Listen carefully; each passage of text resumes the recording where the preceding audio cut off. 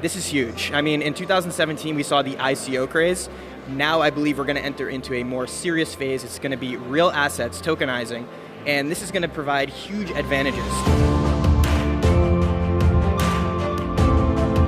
So I'm here now with Kenneth from Tezos Common. Great to talk to you today. Thank you for joining me. Yeah, absolutely. Thank you so much for having me here. I'm enjoying beautiful Malta, and this event is top-notch. Thank you. I'm glad you're enjoying it. Now, I have to ask, because yesterday I conducted an interview with Tim Draper live on the line, and he was picking out his top 5 future crypto and digital currencies, and he mentioned that Tezos would be one of them, and he referred to it as Tezos, well, just because it's awesome. So I have to ask you, for people that aren't familiar with the Tezos project, how would you break it down? Well, Tim Draper has certainly been a big proponent of Tezos since the beginning. Actually, that's how I learned about Tezos way back when, early 2017, and actually a lot of people as well. So there's 3 main points in why he's probably super excited, right? We have a self-amending ledger, the ability to facilitate formal verification, and then the liquid proof-of-stake protocol. These are all really groundbreaking things that Tezos brings to the table. And we're already seeing some use cases pop out also, so we'll probably get into that in a little bit. But yeah, Tim has been great, and he's really been a good person to help facilitate the growth of the Tezos ecosystem through his Draper University. I know there's actually been a project that came out of there recently, last year. Bernard Ostrom, if I'm getting the name right, created Tezos, an insurance-based platform built on Tezos, and he actually came out of Draper University, so a lot of connections there with Tim. Wow, so it's almost this kind of ripple effect that Draper Ventures is kind of coming from. Now, so I have to ask, because you mentioned some of the use cases that we have seen from Tezos. 2019 has been a very busy year for the project. Can you tell our viewers a little bit more about what has been worked on? Yeah, so basically what I want to talk about is the STOs that have already been announced and committed to tokenizing on Tezos. So we have over $3 billion in real estate assets that have committed to tokenize on Tezos via the security token model. This is huge. I mean, in 2017, we saw the ICO craze.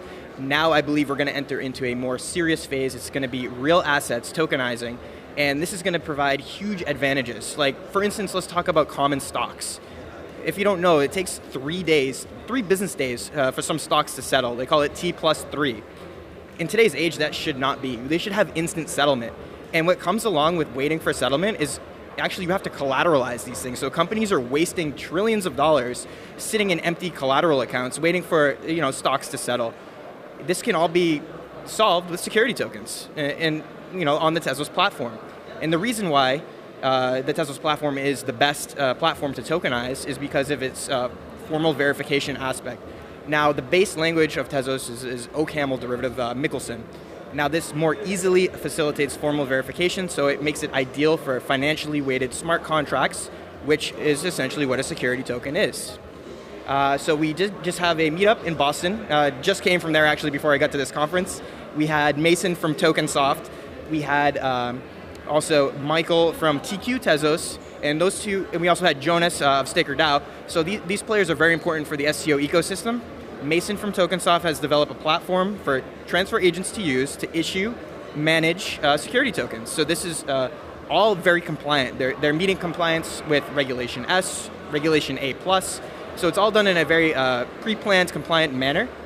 And essentially, if anyone wants to tokenize, you would reach out to TokenSoft and they would assist with that.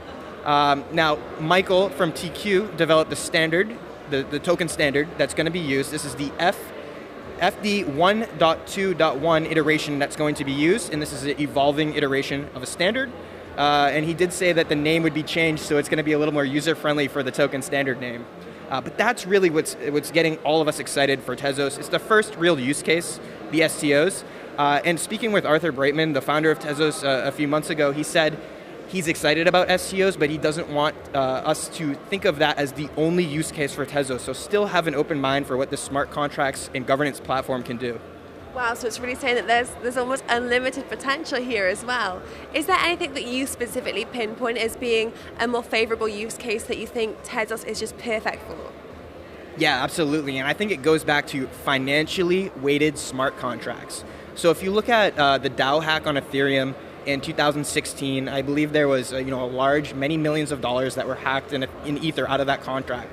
Now, with Tezos, you're able to formally verify their smart contracts more easily, again, based on their base language, Michelson. So this allows you to vet out a smart contract before it goes live, and it reduces the risk significantly of any sort of hack. So anything that's financially weighted should be built on Tezos. Fantastic. Well, thank you so much for sharing some of your insights. It's an absolute pleasure. Thank you. Absolutely. Thank you for having me. You're very welcome. That's all from us here. But share your thoughts in the comments below.